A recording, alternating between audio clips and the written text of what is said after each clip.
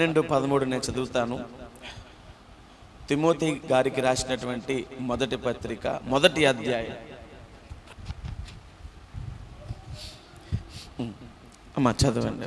పూర్వము దూషకుడును హింసకుడును హానికరుడనైన నన్ను తన పరిచర్యకు నియమించి నమ్మకమైన వానిగా ఎంచినందుకు నన్ను బలపరిచిన మన ప్రభువైన క్రీస్తు యేసునకు కృతజ్ఞుడనై ఉన్నాను. ఇక్కడ ఈ మాటలు అండర్లైన్ చేసుకుని ప్రతి ఒక్కరికి చాలా అవసరం. తెలియక అవిశ్వాసము వలన చేసి తిని గనుక కనికరించబడ్డాను. స్తోత్రం కలుగునగాక. దేవుని బిడ్డలారా, మాది విజయవాడ ప్రాంతము. నా పేరు రాజేష్. పూర్తిగా అన్య కుటుంబం నుంచి వచ్చినటువంటి వ్యక్తిని నేను. మీరు చదివినటువంటి లేఖనములోని ఆ సారాంశాన్ని గనక మీరు అర్థం చేసుకుంటే ఈ మాట చెప్పి ముందుకు కొనసాగుతాను. ఇక్కడ పౌలు భక్తుడు మాట్లాడుతూ అంటున్నాడు, నేను పూర్వము తెలియక తప్పు చేశాను, అందుకని ఈరోజు నేనేం చేయబడ్డాను? క్షమించబడ్డాను. ఈరోజు ఇక్కడ మీ అందరికీ కూడా ఒక మాట చెబుతున్నాను.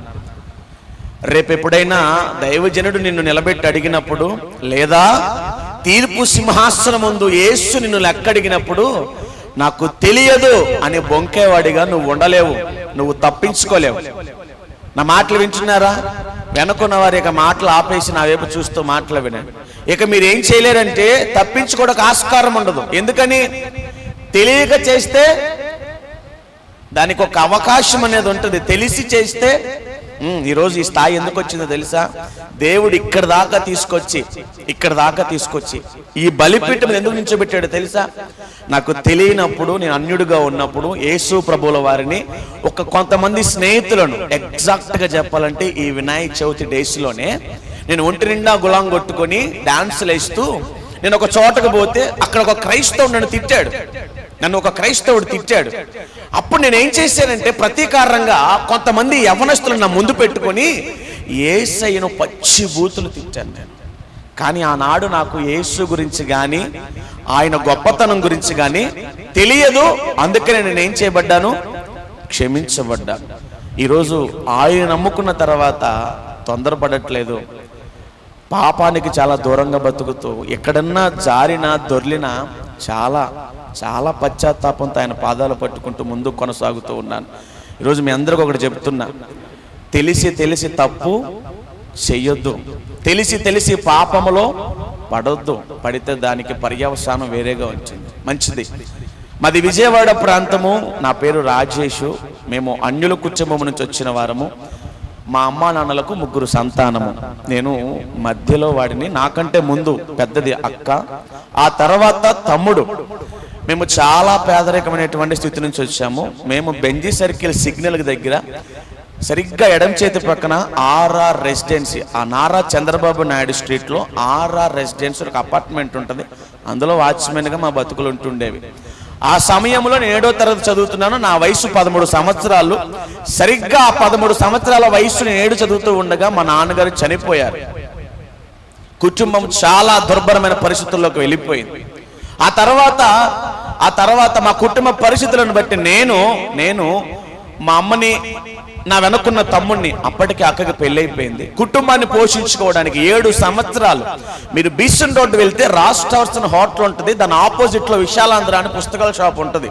దాని పక్కనే ఇంకొక పుస్తకాల షాప్ ఎంఎస్కో బుక్స్ అని ఉంటుంది. అందులో 7 సంవత్సరాలు రుక్షా తొక్కాను, కుటుంబం కొరకు, అమ్మ కొరకు, తమ్ముడు కొరకు. సరిగ్గా 20 సంవత్సరాలు వచ్చేంత వరకు కూడా, నాన్న చచ్చిపోయినప్పుడు 13 సంవత్సరాల వయసు, నాకు 20 సంవత్సరాలు వచ్చేంత వరకు కూడా అమ్మ చెప్పిన మాటే వింటూ, తమ్ముడిని బాగా చూసుకుంటూ, వాడిని చదివించుకుంటూ, ఒక్క మాటలో చెప్పాలంటే మా వీధిలో ఉన్న వాళ్ళందరూ అంటుండేవారు, వీడు ఆడపిల్లగా పుట్టుంటే బాగుండును అనేవాళ్ళు. ఎందుకంటే ఇంటి దగ్గర తలదించితే ఆఫీసులోనే వృక్షోత్తకు కావడం, ఇంటికి రావడం, ఇంకే అలవాటు కానీ ఏ ఆలోచన కానీ ఉండేది కాదు. అంత పద్ధతిగా పెరిగాను 20 సంవత్సరాలు వచ్చేంత వరకు. ఎప్పుడైతే నేను కూడా యుక్త వయసుకి, ఆ యవ్వనానికి, ఆ ప్రయాణానికి వచ్చానో, 20 సంవత్సరాలు వచ్చినటువంటి ఆ సమయానికి ఇక నా బాధ్యతలు మర్చిపోయాను. ఇక కొత్త స్నేహాలు అలవాటు అయ్యాయి. చాలా తొందరగా ఒక 3 నెలల వ్యవధిలోనే గంజాయి అలవాటు చేసుకున్నాను, మందు అలవాటు చేసుకున్నాను, టాబ్లెట్లు అలవాటు చేసుకున్నాను, దొంగతనాలు అలవాటు చేసుకున్నాను, భయంకరమైనటువంటి ర్యాలీలకు వెళ్తుండేవాడిని, కొడుతుండేవాడిని.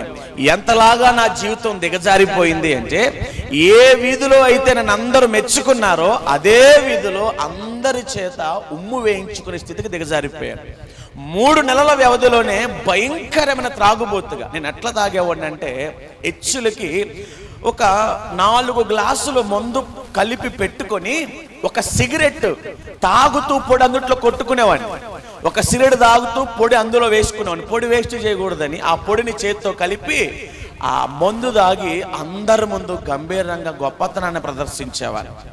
గంజాయి ఉదయం ప్రారంభిస్తే తెల్లవార్లు తాగుతూనే ఉండేవాడిని. మా ఫ్రెండ్స్ అందరూ తాగి ఇళ్ళకి వెళ్ళిపోయేవాళ్ళు, నేను మాత్రం తాగుతూనే ఉండేవాడిని. ఎంత తాగేవాడిని అంటే, చాలా మంది ఒక టైం పెట్టుకునే వాళ్ళు. మాకు ఒక సెట్ ఉండేది, ఆ సెట్లో ఒక టైం కంటూ వచ్చేవాళ్ళు, టైంకి వెళ్ళిపోతూ ఉండాలి. నేను మాత్రం రాత్రిపూట కూడా మా ఇంటి దగ్గర, అంటే మా ఆటో నగర్ ప్రాంతంలో యూరియా నిల్వ చేసే గోడౌన్లు ఉంటాయి. ఆ గోడౌన్లో మేము ఏర్పాటు చేసుకుని అక్కడ ఒక చిన్న సెట్ ఏర్పాటు చేసుకుని అక్కడ తాగుతుండే వాళ్ళం. అందరూ తాగి రాత్రిపూట్ల పడేస్తే చీకట్లో చివర్ల సిగరెట్కి అంత వదిలేస్తారు. మేము ఓసీబీలని ఇంత బారు చుట్టేవాళ్ళం సిగరెట్లని. అంత చివర్లు అంత వదిలేసి పడేసేవాళ్ళు. చీకట్లో కనబడేది కదా, ఎక్కువైపోయి పడేసేవాళ్ళు. నేను ఉదయాన్నే ఇక కొంపకు కూడా వెళ్ళేవాడిని కదా, ఇంటికి కూడా వెళ్ళేవాడిని కదా, ఉదయాన్నే ఆ పడేసినటువంటి వాటన్నిటిని కూడా ఏరుకొని మరలా ఒక కొత్త సిగరెట్ చేసుకుని తాగి, అంత దుర్మార్గమైన స్థితి నా జీవితం. కేవలం 3 నెలల వ్యవధిలోనే, కేవలం 3 నెలల వ్యవధిలోనే నా జీవితం అంత దుర్భరంగా మారిపోయింది. దేవుని బిడ్డలారా, ఈ క్రమంలోనే చెప్పాను కదా, నా 13 సంవత్సరాల వయసు అప్పుడు మా నాన్నగారు చనిపోయారని. మా నాన్న చచ్చిపోయిన తర్వాత మా అమ్మ నన్ను కంటికి రెప్పలా కాపాడుకుంటూ, మా అమ్మ నన్ను ఎంత జాగ్రత్తగా పెంచింది అంటే, నాకు బాగా గుర్తు, మాది పోరంకి తాడిగడప. మా నాన్న చచ్చిపోయినప్పుడు ఆ ప్రాంతాల్లో ఉండేవాళ్ళం. కందచేలు ఎక్కువ వేసేవాళ్ళు. నేను నైట్ పూట వెళ్ళి కంద పిలకలన్నీ పీక్కొచ్చి ఇంత కొన్ని కందలు ఇంట్లో పెట్టేవాడిని దొంగతనంగా. నేనేమో బయటకు వెళ్ళేవాడిని కదా, చిన్నపిల్లని. నాన్న చచ్చిపోయిన కొత్తల్లో తింటాకేం ఉండేది కాదు. నా తల్లి వారు ఇచ్చినటువంటి కొంచెం బియ్యంతో, లేకపోతే ఆమె చేసినటువంటి ఆ కొంచెం పనితో డబ్బులు బియ్యం కొనుక్కొచ్చేది. కూర వండడానికి ఏమి ఉండకపోతే నాకు బాగా గుర్తు, మేము 3 నెలల పాటు నేను దొంగతనంగా తెచ్చినటువంటి ఆ కందలని మా అమ్మ కూర వండి మాకు పెట్టి, నేను బాగా జ్ఞాపకం ఉంచుకునే విషయం ఏమిటంటే, తాను కనీసం ఒక్క ముద్ద కూడా నోట్లో పెట్టుకునేది కాదు.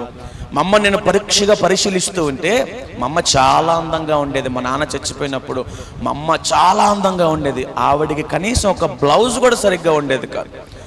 బ్లౌజ్ కూడా చిరిగిపోయి ఉండేది. ఆవిడ శరీరాన్ని కప్పుకోవడానికి కూడా చాలా బాధపడేది. చీరలన్నీ పాడైపోయి, ఎందుకంటే మగదిక్కు లేని కుటుంబం, చూసుకోవాల్సిన భర్త చచ్చిపోయాడు. 2 పిల్లలతో ఆ యవ్వనంలో నా తల్లి పడ్డ కష్టాలు.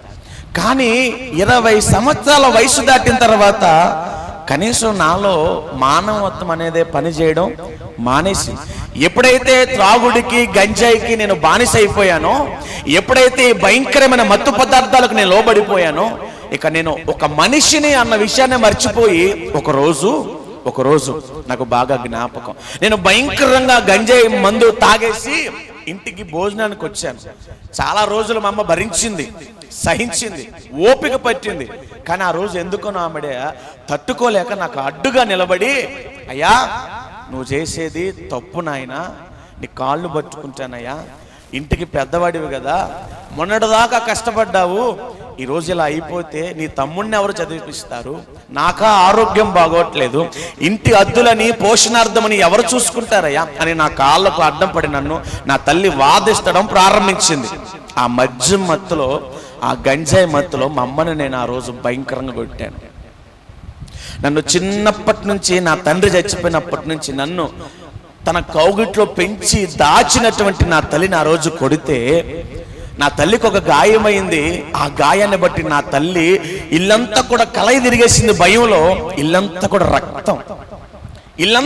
రక్తం, భయంకరంగా రక్తం ఇల్లంతా. అయినా కనీసం అయ్యో గాయంతో పడుంది నా తల్లి అని మినిమం కామన్ సెన్స్ కూడా లేకుండా వండిన ఆ కూటుకుండలన్నీ ముందు పెట్టుకొని ఆ రక్తంలోనే కూర్చొని భోజనం చేసి వాటిని విసిరుగొట్టి నా తల్లి గుమ్మం దగ్గర పడి వెక్కి వెక్కి ఏడుస్తుంది. అదంతా చూసి నా తమ్ముడు భయపడి పారిపోయాడు ఇంట్లో నుంచి. నా తల్లి రక్తంలో పడి అలా వెక్కి వెక్కి ఏడుస్తా ఉంటే కనీసం నాకు జ్ఞాపకం రాలేదు.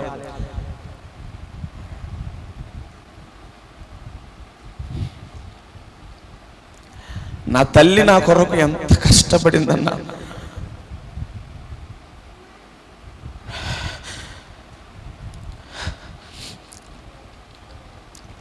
కొంచెం కూడా నా తల్లిని నేను పట్టించుకోకుండా మరలా నేను నా ఫ్రెండ్స్తో గంటేదాన్ని.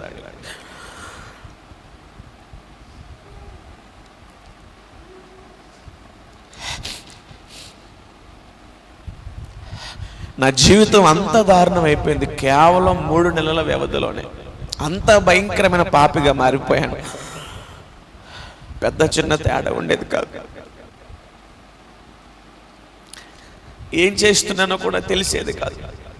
స్నేహితులతో కలిసి రోడ్డు మీద పోయే పెద్ద వయసు వాళ్ళని కూడా పిలిచి మరి కొట్టడాలు, తాగడానికి డబ్బులు లేకపోతే దొంగతనాలు చేయడాలు, ఎవరైనా అటుగా పోతా ఉంటే సైకిల్లో ఫోన్స్ లాక్కోవడాలు, డబ్బు కోసం ఎంతటికైనా సరే దిగజారిపోవడమే నా జీవితం.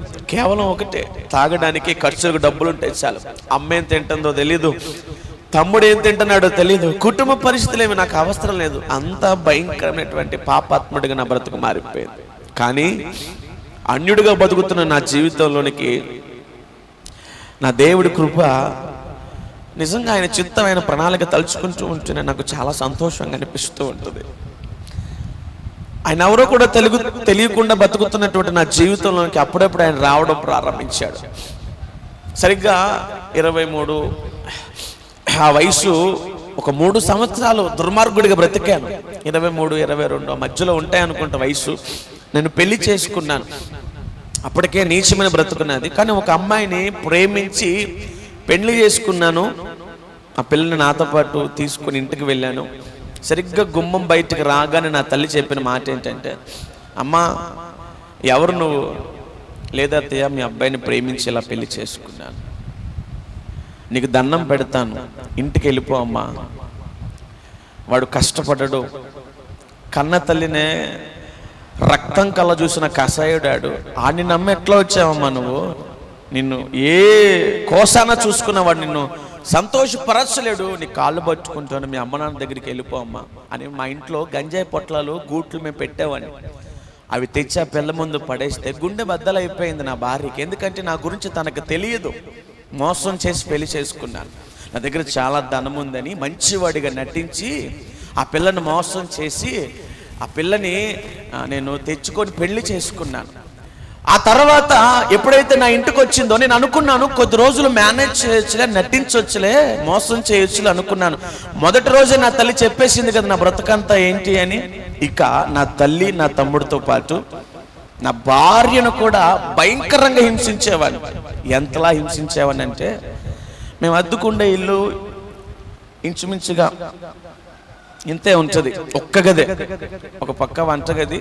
అక్కడే నేను, అమ్మ, తమ్ముడు పండుకుంటూ ఉండేవాళ్ళం. నేను ఎంత భయంకరంగా ఉన్మాదంతో ప్రవర్తించేవాడిని అంటే, రాత్రులు 2-3 గంజాయి తాగేసి వచ్చేసి భయంకరంగా ఆ టైంలో నా భార్యలు నేర్పి నాతో పాపం చేయమని అడిగేవాడిని. నా కాళ్ళు పట్టుకుని తను అనేది, నీ తల్లి తమ్ముడు పక్కనే ఉన్నారు, నీకు దండం పెడతాను పొడుకు అంటే. అప్పట్లో దోమ చక్రాలు వాడేవాళ్ళు, వాటితో నా శరీరం అంతా కాల్చుకునేవాడిని, నాతో పండుకుంటావా లేదా అని.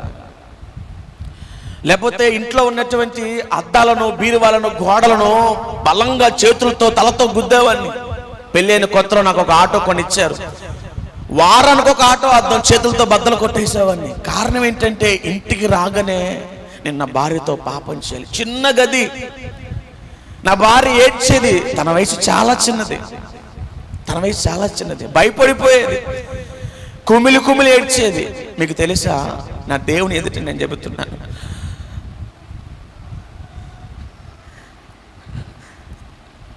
తాను ఒక బొమ్మలా పడుంటే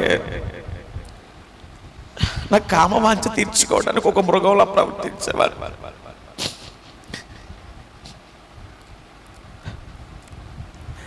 రాకపోతే నేను భయంకరంగా హింసించేవాడిని. అంత ఉన్మాదంతో నా బ్రతుకుంటూ ఉండేది. మంచి అనేది, మానవత్వం అనేది ఏ కోశన నాలో కనపడేది కాదు. ఎవరు చూసినా నా ముఖం మీద ఉమ్ముడమే. ఎవరు చూసుకున్న కట్టుకున్న భార్య అనేది, రే నువ్వు ఒక సైకోవి, నిన్ను పెళ్లి చేసుకున్నందుకు నా జీవితంలో అయిపోయింది. నా తమ్ముడు నన్ను చూస్తేనే భయపడి పారిపోయేవాడు. నా తల్లి నేను ఇంట్లోకి వస్తున్నానంటే ఏదో ఒక మూలకెళ్ళిపోయి కూర్చునేది. ఎవరు ఒక్క మాట మాట్లాడినా ఎలా కొట్టేవాడినో నాకే తెలీదు, ఎలా హింసించేవాడినో నాకే తెలియదు. నా జీవితం అంత దుర్మార్గంగా మారిపోయింది. రోజులు గడుస్తా ఉన్నాయి, నేను ముగించేస్తాను, పెద్దలకు సమయం ఇస్తాను. రోజులు గడుస్తూ ఉన్నాయి దేవుని బిడ్డలారా. నా భార్య ప్రెగ్నెన్సీ అయింది. ఆటో ఒకటి ఉంది కదా, తోలట్లేదు. ర్యాలీలు కానీ దొంగతనాలు కానీ అదే ఆటోలో గంజాయి కానీ ఇష్టానుసారంగా తిరుగుతూ ఉంటే నా భార్య నా తల్లి వచ్చి నా పక్కన కూర్చొని ఒక రోజు అన్నారు, అయ్యా నీ భార్య గర్భవతి అయింది కదా, మరి చాలా డబ్బు అవసరం అవుతుంది, ఇన్నాళ్ళు ఎట్లగొట్లా తిరిగావు కానీ కనీసం ఇప్పుడన్నా కష్టపడి నీ భార్యను బాగా చూసుకోయా, మాకేం పెట్టదురా, నీకు పుట్టబోయే బిడ్డల కొరకు ₹1 తెచ్చి ఆ పిల్లకి ఏదైనా అచ్చట ముచ్చట తీర్చదా అని బ్రతిమలాడడం ప్రారంభించారు. కష్టపడడం అంటే ఇష్టం లేదండి. ఇప్పుడు చిన్నప్పుడు కష్టపడ్డాను, కష్టపడి విసిగిపోయాను. ఎంత కష్టపడ్డా జీవితం మారలే, డబ్బు సంపాదించలేకపోయాను. ఇంకేం కష్టపడతాం, అడ్డదారులు డబ్బులు సంపాదిద్దాం అన్న ఆలోచనతో ఉన్నాను. ఇక నా భార్య నా తల్లి నా పక్కన కూర్చొని నన్ను బలవంతం చేయడం ప్రారంభించారు. కష్టపడరా, ₹1 తీసుకురా అని.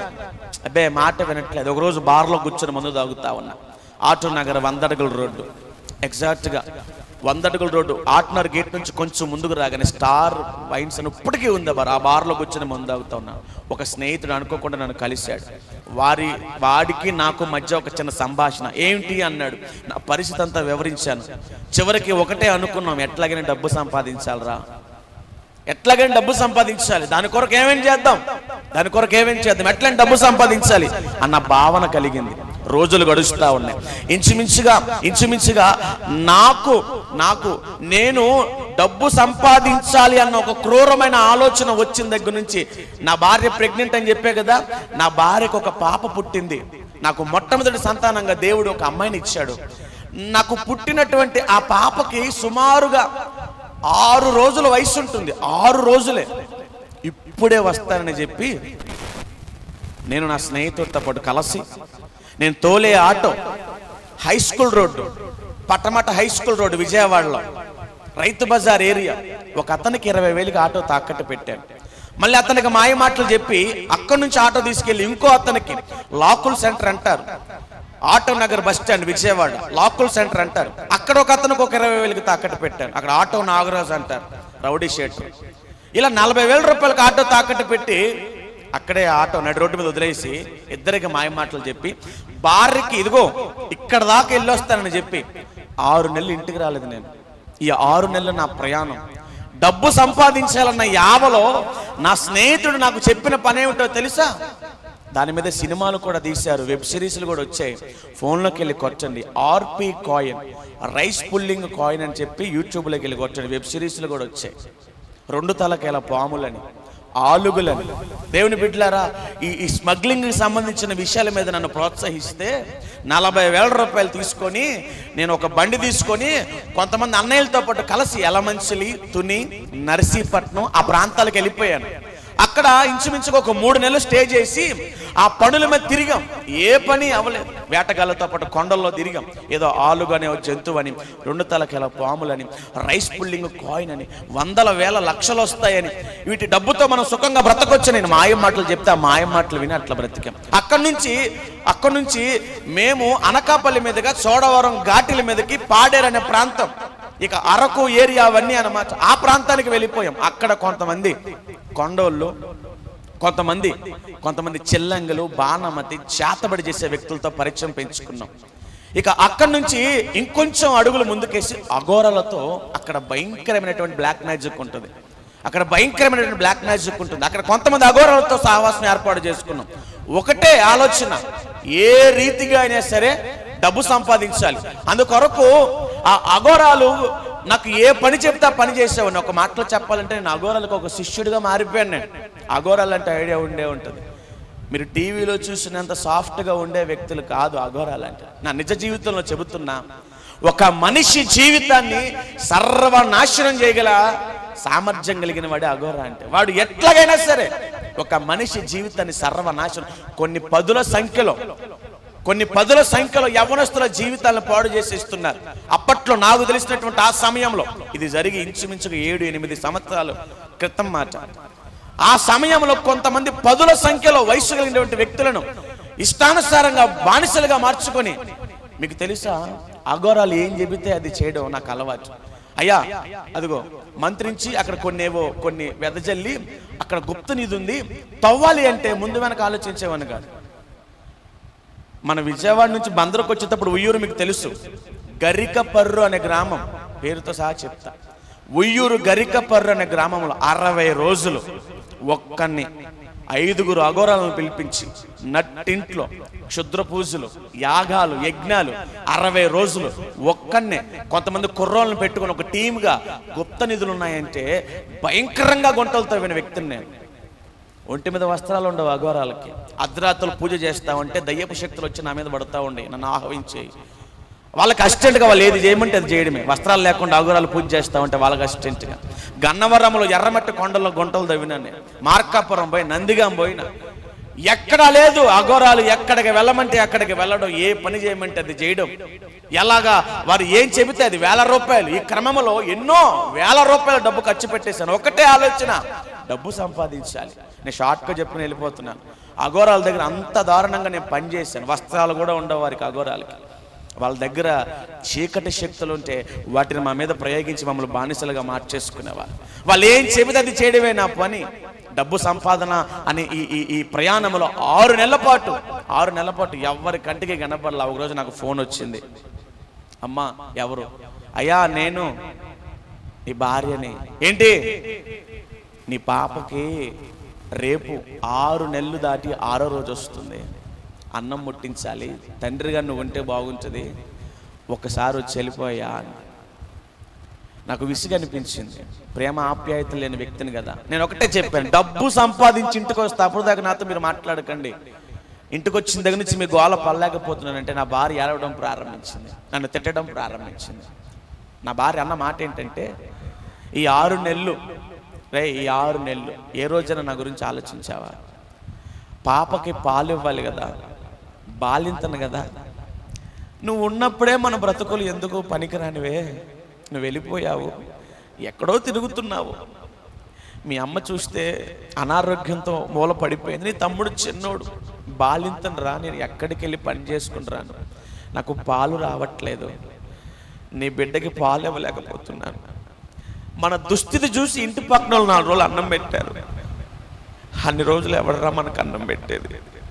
నీ కాళ్ళు పట్టుకొని ఇంటికి వచ్చేసా అని చెప్పి నా భార్య ఏడ్చి బతిమలాంటి మనసు కరగలేదు. నేను ఎక్కడో ఉన్నాను, నా మనసు కరగట్లేదు. అలాంటి పరిస్థితులలో దేవుని కృప ప్రేరేపించబడి ఆ ప్రాంతం నుంచి, అరకు ప్రాంతం నుంచి విజయవాడ వచ్చి అన్నం ముట్టించేసి మరలా తిరగడమే పని. ఈ క్రమంలోనే నేను ముగించేస్తాను. ఈ క్రమంలోనే డబ్బు సంపాదించాలని, ఈ క్రమంలోనే గుంటూరులో ఒక హత్య చేయడానికి ఒప్పుకున్నాను. డబ్బు అఘోరాలతో తిరుగుతూ ఉంటే ఎదురు పెట్టుబడి అవుతుందిరా, పెట్టుబడికి మన దగ్గర డబ్బులు ఉండట్లేదు అంటే ఎవరో ఒకరు చెప్పారు కిరాయి ఇస్తారు, చంపేస్తారంటే.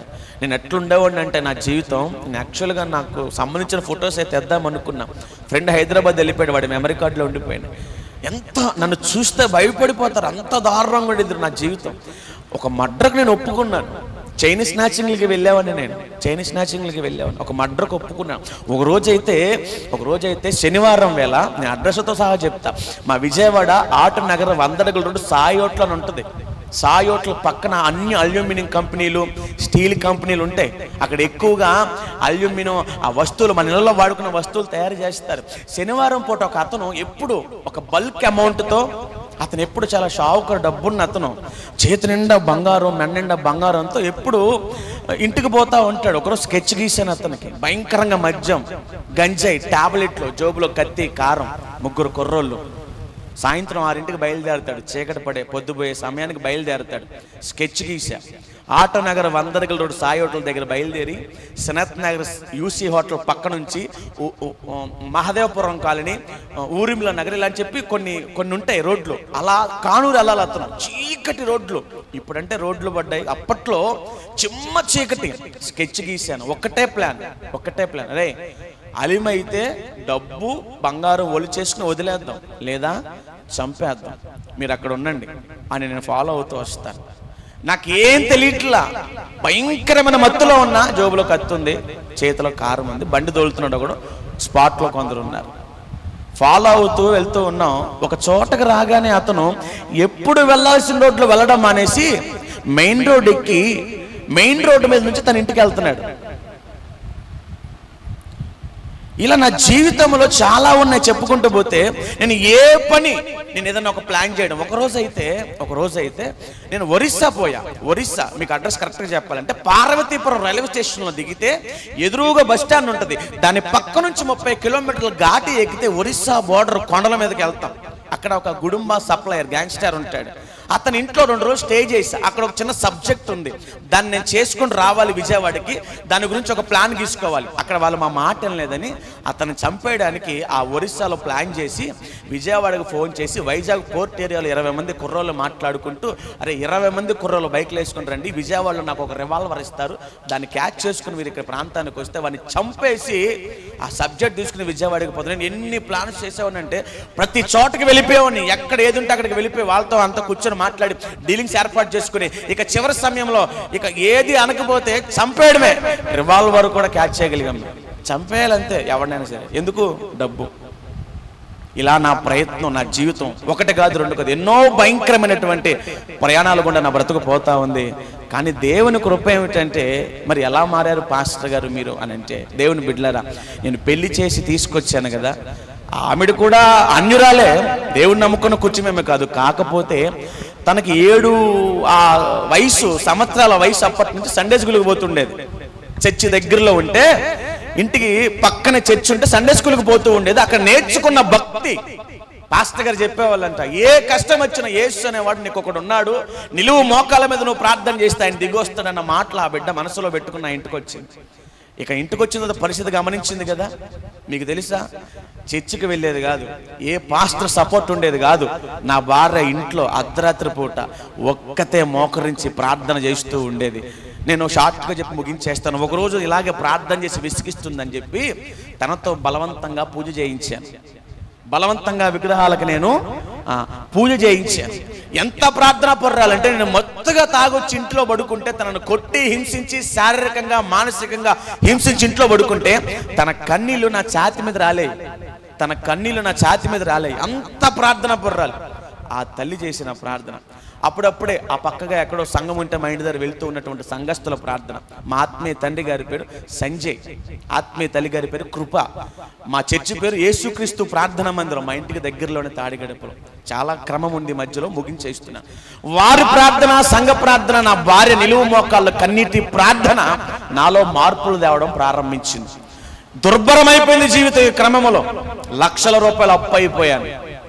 అఘోరాలకు తినడానికి, తాగడానికి, బిర్యానీలకి, కార్లకి, షికార్లకి, వాళ్ళు చెప్పిన పూజలకి. మీకు తెలుసా, ఒక పూజ చేయాలంటే 20 నుంచి 30 వేలు ఖర్చు అవుతుంది. ఆ పూజలో నేను ఎప్పుడూ తినలేదండి. వారు అందులో ఈ డ్రై ఫ్రూట్తో సహా వారు అడిగినవన్నీ తెచ్చిచ్చేవాడిని. ఆ పూజ చేసి ఆ బూడిద మాకు ఇస్తే ఆ బూడిద మేము ఒంటికి రాసుకోవడం, మేము చేసే పనుల దగ్గర జల్లుకోవడం చేసేవాళ్ళం. అంత గుడ్డిగా అఘోరాలు చెప్పిందే పనిగా 5 అఘోరాలు ఎప్పుడు ఉండేవాళ్ళు మా వెంటే, భయంకరంగా పూజలు చేస్తూ. వారితో తిరుగుతున్న ఆ క్రమంలో నేను ఇక గంజాయి తాగుతుండేవాడిని అని చెప్పా కదా, అన్నం తినేవాడిని కాదు, గోతులు తవ్వడమే పని, గంజాయి తాగడమే పని. ఈ క్రమంలో నా భార్య ప్రార్థన, సంఘము, సేవకుల ప్రార్థన, ఇక నా టైం దగ్గర పడిపోయింది. ఆ క్రమంలో నాకు రక్త విరోచనాలు పట్టుకున్నాయి. ముగించేస్తున్నాను, రక్త విరోచనాలు పట్టుకున్నాయి. ఆ క్రమంలో నేను ఎంతగా పాడైపోయానంటే, నా ఒళ్ళంతా తెల్లగా పాలిపోయి ఒకరోజు నా భార్యను చూసి తట్టుకోలేక హాస్పిటల్కి తీసుకెళ్ళింది. అక్కడ డాక్టర్ గారు గుమ్మం బయట చూసి, వీడిని అర్జెంటుగా అడ్మిట్ చేయండి, లేదా చచ్చేటట్టున్నాడు వీడు అన్నాడు. నా భార్య దగ్గర 100 రూపాయలు ఉన్నాయి. నేను కష్టపడే వ్యక్తిని కాదు, 1000 రూపాయలు అఘోరాలకు దారపోసాను. నా భార్య రోడ్డు మీద ఒక మాటని తిట్టి, నన్ను ఇప్పటికైనా మారరాని నన్ను తిట్టి నన్ను అసహించుకుని వెళ్ళిపోయింది. నాకు ఎప్పుడు ఉండేదే కదా. మళ్ళీ వెళ్ళిపోయాను.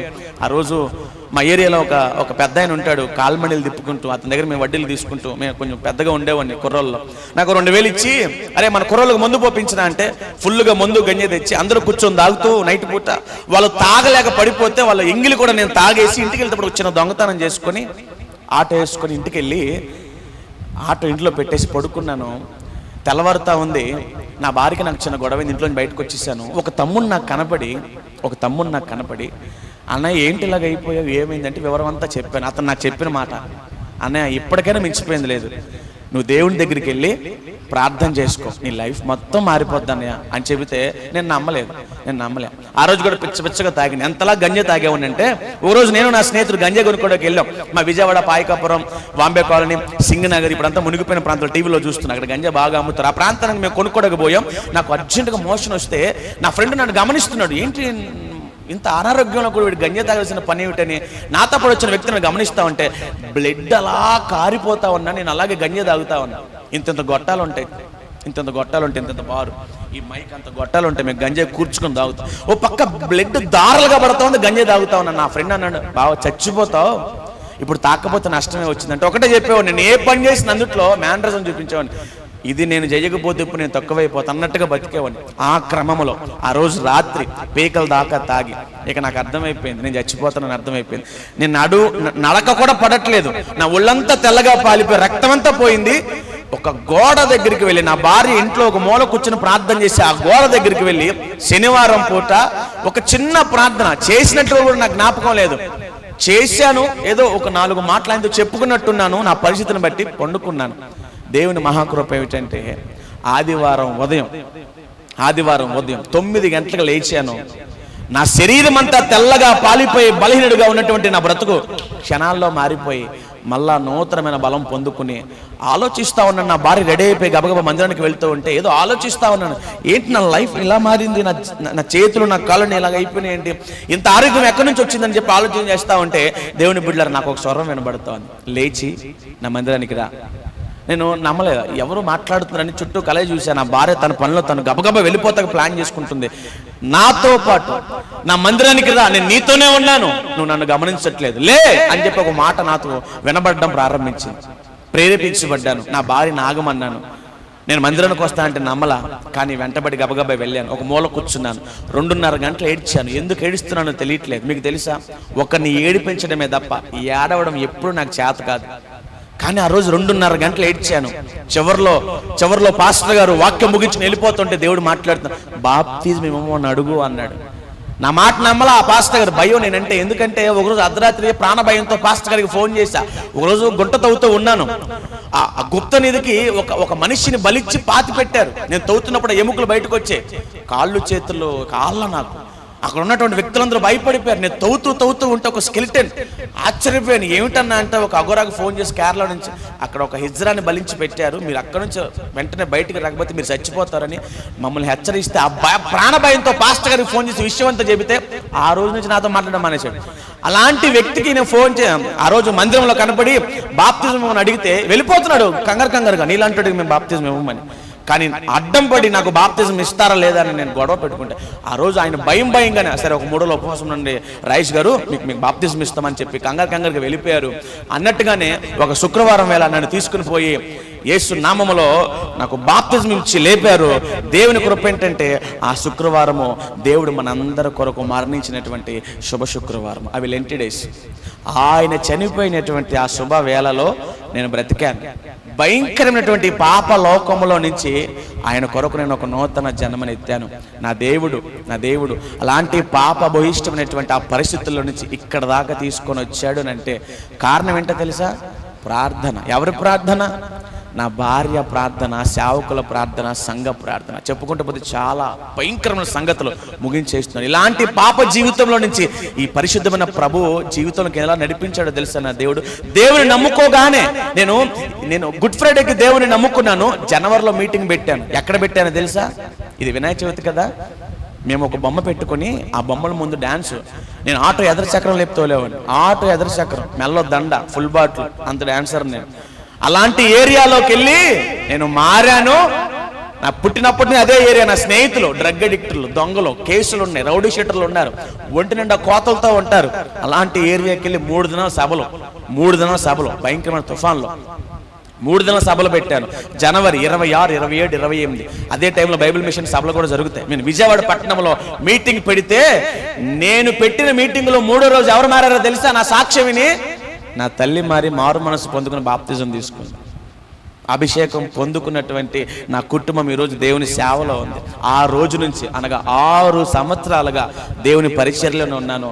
ఒక 4 సంవత్సరాల సువార్థికుడిగాను సాక్షిగా తిరిగాను. ఒక 2 సంవత్సరాలు 5 మందిరం పెట్టి ఒక చిన్న మందిరం తీసుకుని నెలకి 18,000 రూపాయలు అద్దె కట్టుకుంటూ మా విజయవాడలో పరిచర్య చేసుకుంటున్నాను. మొన్నటిదాకా ఆటోదో లేవన్నీ అన్నీ ఆపేసి పూర్తిగా పరిచర్యలో సమర్పించుకొని నేను, నా భార్య, ఇప్పుడు నాకు 2 పిల్లలు, పాప పేరు బ్లెస్సీ, బాబు పేరు జాన్ వెస్లీ, ఇద్దరిని సేవకు సమర్పించాను. నేను నా భార్య సమర్పించుకున్నాం. మా అమ్మ నేను అందరం సేవలో ఉంటూ ఉన్నాం. దేవుని కృపను బట్టి నా జీవితం సాఫీగా సాగిపోతూ ఉంది. మీరే చూస్తున్నారు నా జీవితం.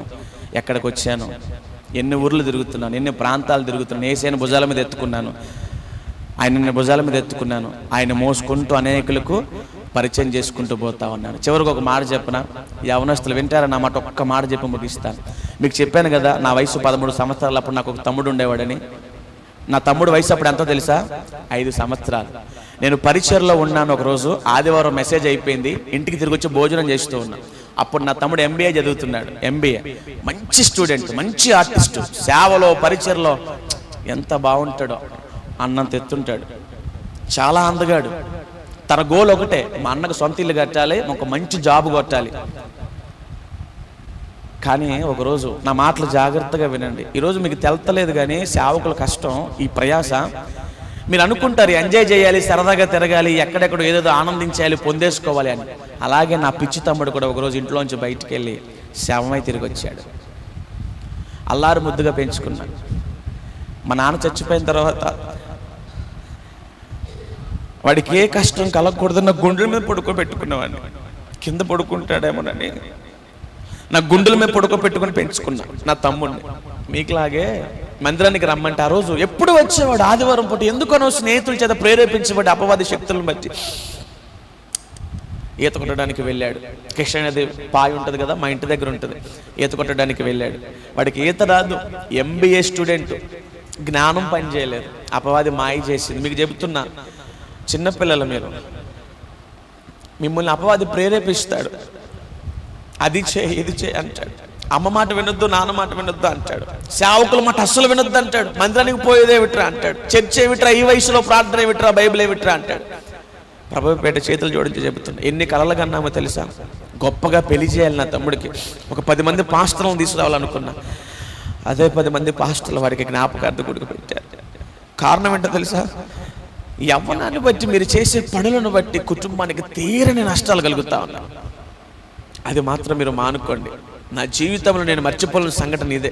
నా తండ్రి చావును కూడా నేను మర్చిపోయాను, కానీ నా తమ్ముడు చావుని మర్చిపోలేకపోతున్నాను. 6 నెలలు కృంగిపోయాను. అయినప్పటికీ దేవుడు నాకు వాగ్దానం ఇచ్చి అన్నాడు, చనిపోయిన ఒక్క తమ్ముడు గురించి నువ్వు ఆలోచిస్తా ఉన్నావు, లేచి నిలబడి ప్రార్థన చేయి, 100 మందిని ఇస్తా అన్నాడు.